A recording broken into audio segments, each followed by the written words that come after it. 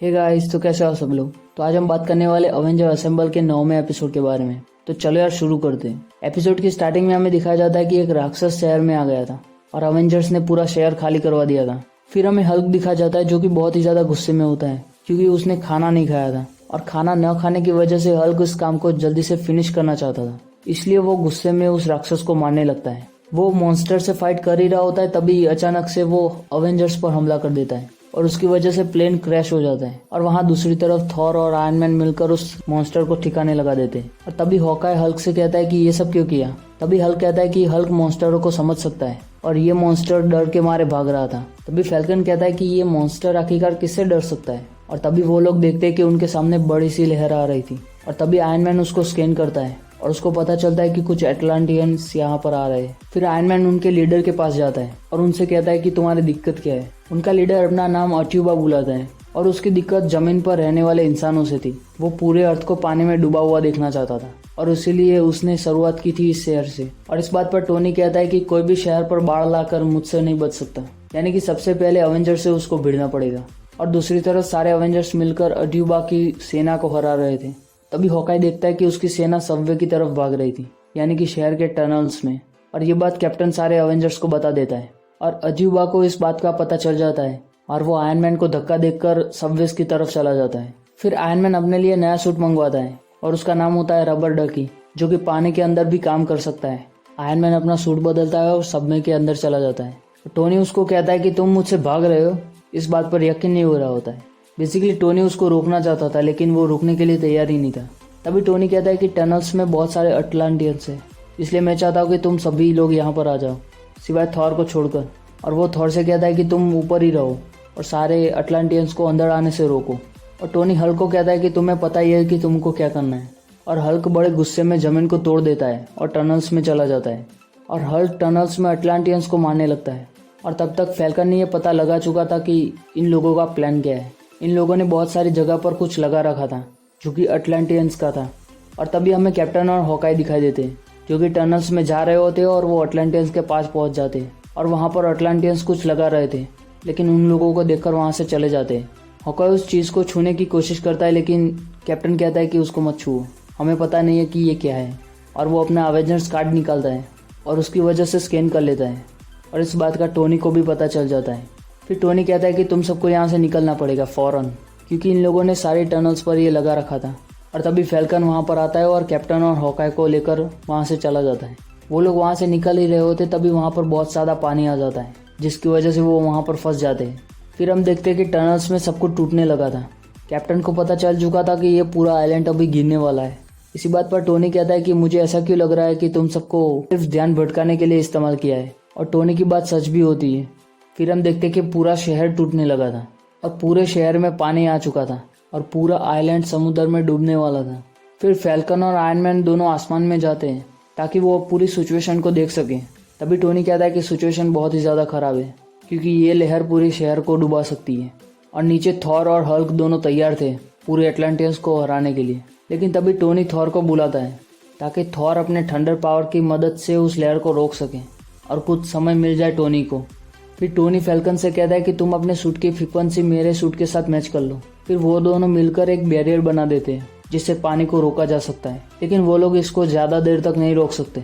वहाँ दूसरी तरफ कैप्टन प्लान बना रहा था लेकिन हल्क को प्लान की ज़रूरत नहीं थी और वो अपने हाथों से स्मैश करने लगता है। और तभी कैप्टन कहता है कि आयरन मैन की वजह से हमको थोड़ा टाइम मिल जाएगा अटलांटियंस की सेना से लड़ने के लिए। और हल्क बड़े गुस्से में अटलांटियंस के लीडर की तरफ बढ़ रहा था।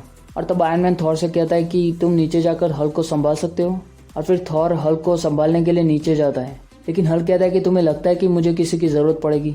और तभी हल्क एक ज़बरदस्त थंडर क्लैप मारता है। फिर अडुबा थॉर को एक पंच मारता है और वो पंच बहुत ही ज़्यादा पावरफुल था, इससे हमें अडुबा की पावर का भी पता चल जाता है। फिर अडुबा की सेना थॉर को पकड़ लेती है। अब खतरनाक फाइट होने वाली थी उनके लीडर और हल्क में। और हल्क भी बड़ा खुश दिख रहा था क्योंकि हल्क को भी उसकी पावर्स देखनी थी। और उन दोनों में फाइट शुरू हो जाती है और उन दोनों की फाइट की वजह से बैरियर टूटने लगा था। टोनी कहता है कि नीचे क्या हो रहा है, बैरियर को नुकसान हो रहा है, वो भी हमारी तरफ से। तभी कैप्टन कहता है कि वो हल्क है। और तब टोनी कहता है कि उन दोनों पर काबू करो, अगर ये बैरियर टूट गया तो पूरा टापू समुंदर में डूब जाएगा।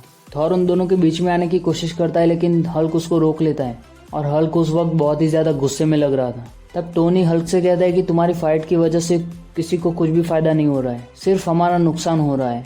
और हल्क उस फाइट में वीक भी पड़ रहा था। और तभी अडुबा कहता है कि यही है तुम्हारी असली पावर, तुमने मुझको निराश कर दिया, तुम्हें तो सबसे ज़्यादा पावरफुल अवेंजर्स माना जाता है। और तब हल्क कहता है कि हाँ मैं हार गया।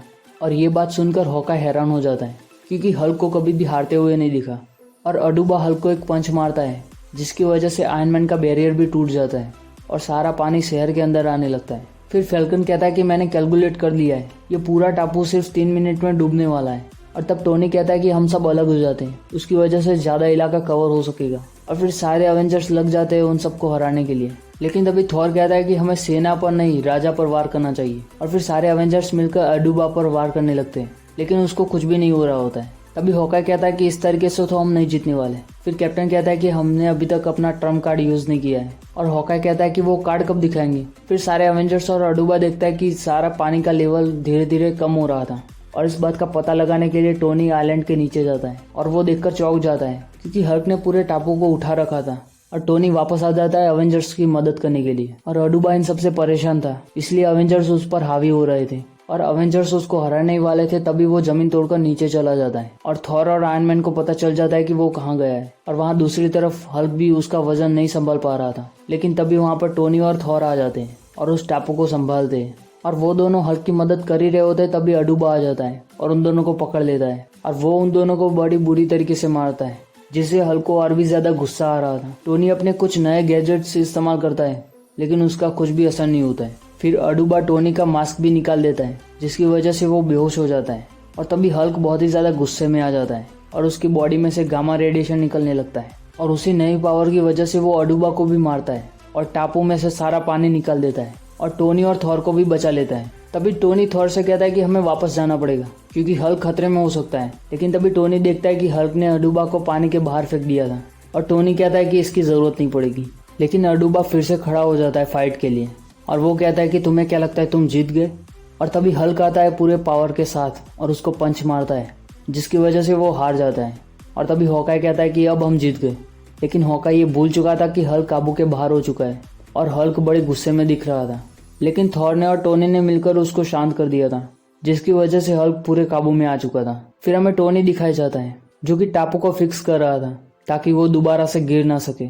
और वो कह रहा था कि हल्क ने बहुत अच्छा काम किया, इसीलिए वो है अवेंजर्स ऑफ द मंथ। और बाकी के अवेंजर्स स्पेसशिप में होते हैं और वहाँ पर कुछ तोड़ने की आवाज आती है और सारे अवेंजर्स मिलकर वहाँ पर देखने के लिए जाते हैं और उनको दिखता है हल्क जो कि फ्रिज खाली कर रहा था। और ये एपिसोड यहीं पर एंड हो जाता है। तो चलो यार मैं भी चलता हूँ, फिर मिलेंगे अगले एपिसोड में। तब तक के लिए बाय बाय।